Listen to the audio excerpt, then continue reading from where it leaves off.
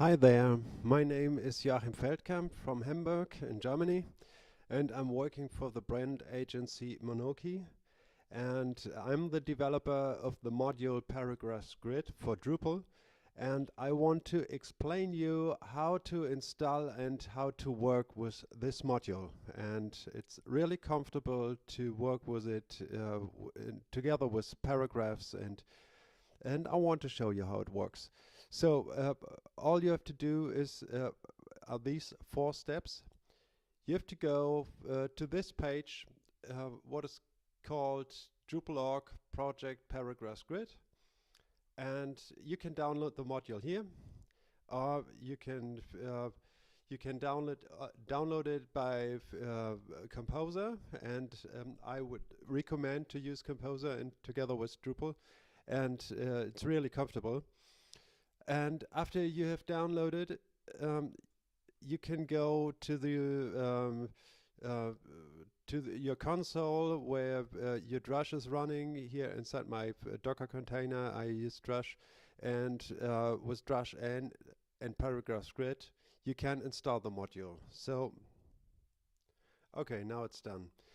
So, and now I can go back to my backend, to my Drupal backend, and content authoring and paragraphs grid. So this is a paragraphs grid configuration form. Here you can select your grid type, what you want to use. There are 3 grid types built in the module. This is Bootstrap 3 with a box model, Bootstrap 4 with Flexbox, and MDC grid from Material Design Components with a CSS grid, all ready to use. Remember, this are config entities, so if you want to, and they are built in the module. Here they are. There are 3 config entities. If you want to build your own, you can just copy this and give an own ID, and so you can use your own and create your own.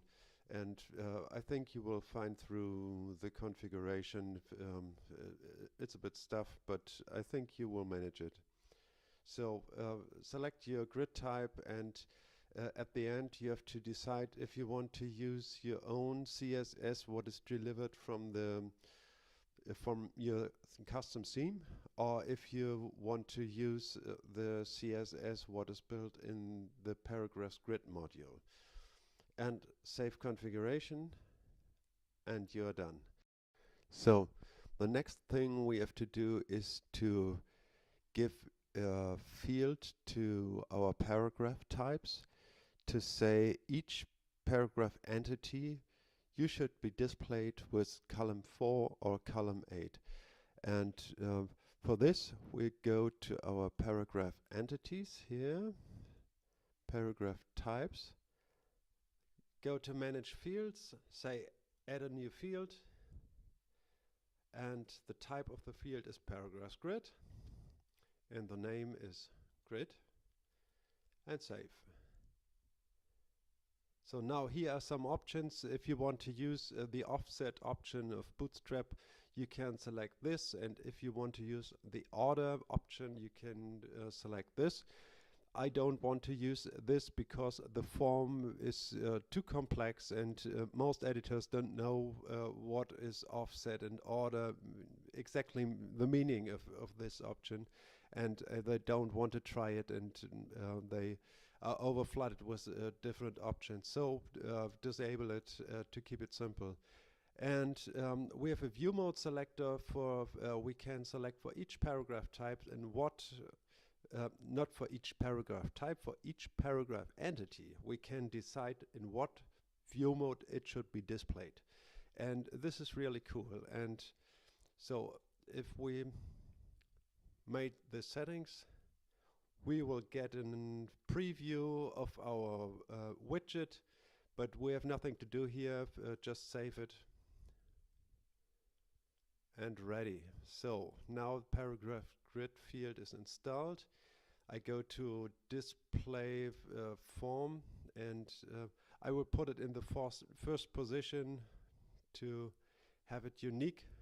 And at manage display, I want to disable it. Doesn't matter, you can enable it. Nothing will be shown in the front end.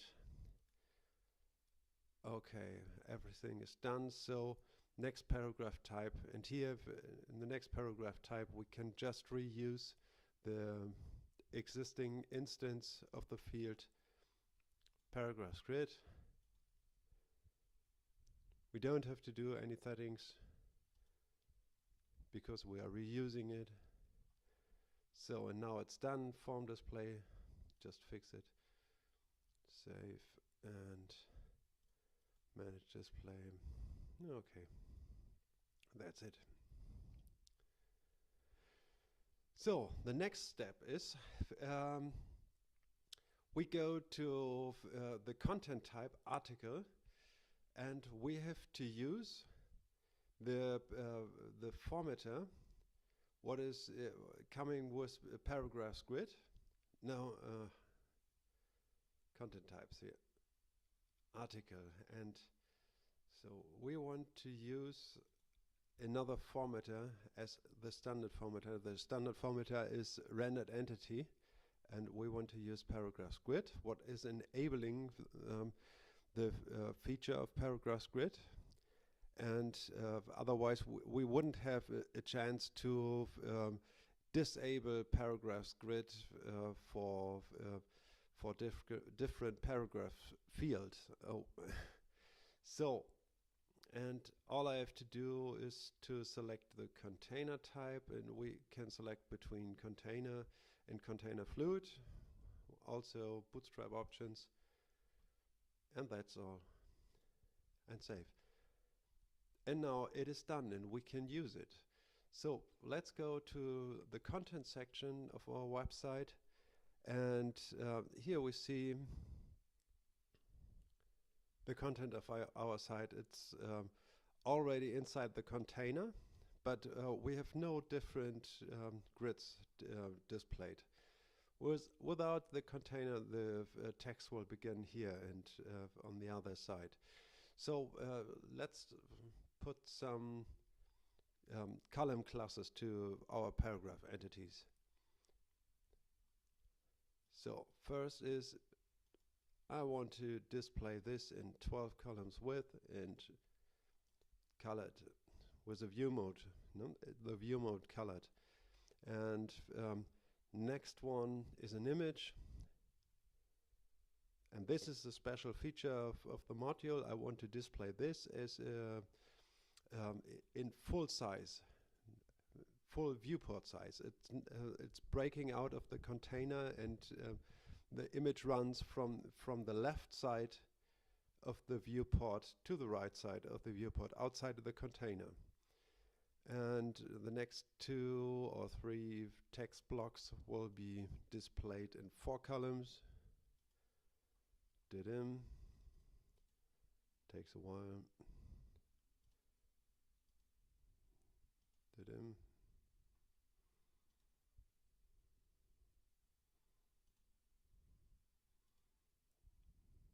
4 columns. Okay, and these 2 are displayed in 8 columns and 4 columns. Another demonstration for the view mode selector. 8 columns in correlation to the grid. I've created view modes of the media entity.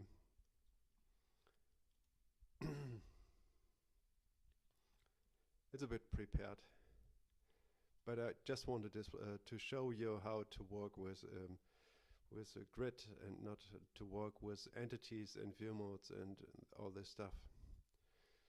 So now we are done, and as you can see, here is a 12-column container first, full viewport size, and now you see it's from the left. There's no scroll bar to the left. The picture is perfect, running from border to border. Next is 2, 3 text blocks displayed with 4 columns. And what is interesting, the view mode selector, totally different pictures. If you see, if, this one is cut it out here in this view mode. With scale and crop, the image is prepared for this view mode, and it's real easy to work with it. And my experience was that you don't need so much paragraph types. If you have configured your WYSIWYG editor with all the styles you use inside your text block, you can do lots of stuff. And with the other hand, media API, please use Media API to reuse your images and to have a perfect library, and make use of view modes for media entities and inside of paragraphs too. So it's very easy to build your content, and it's so flexible. Okay, that's it.